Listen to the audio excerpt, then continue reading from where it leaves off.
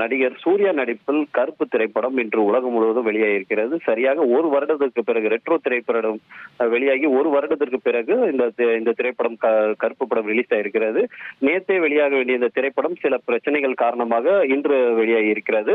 காலை முதலே ரசிகர்கள் தியேட்டர் முன்பு பட்டாசுகளை வெடித்தும் தங்கள் ஆரவாரம் காட்டியும் தங்கள் மகிழ்ச்சியை வெளிப்படுத்தி வருகிறார்கள்.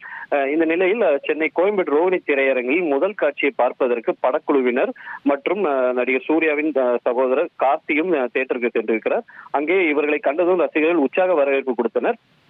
பிறகு ஆர்ஜே பாலாஜி என்ட்ரி கொடுத்ததும் அங்க தியேட்டரில் விசில் சத்தம் பறந்தது. தியேட்டர் முன்பு ரசிகர்கள் முன்பு இயக்குனர் ஆர்ஜே பாலாஜி, இது இனிமேல் உங்களுடைய படம், உங்களுடன் சேர்ந்து இந்த மகிழ்ச்சியை நான் கொண்டாட இருக்கிறேன் என்று ரசிகர்கள் முன்பு அவர் பேசியிருக்கிறார். மேலும் படக்குழுவினர் சேர்ந்த இசையமைப்பாளர் சாய் அபிங்கர், நடிகை த்ரிஷா உள்ளிட்டவர்களும் அங்கே வந்து தியேட்டர் விசிட் அடித்திருக்கிறார்கள். நடிகர் சூர்யா வரவில்லை. இருந்தாலும் ரசிகர்கள் இவர்களை கண்டதும் மகிழ்ச்சியை வெளிப்படுத்தி இருக்கிறார்கள். இதே போல் பல்வேறு திரையரங்கிலும் ரசிகர்கள் தங்கள் மகிழ்ச்சியை வெளிப்படுத்தி கொண்டாட்டத்தில் ஈடுபட்டு வருகிறார்கள். எல்லா தடைகளையும் தாண்டி ஃபைனலாக ஆகிடும்.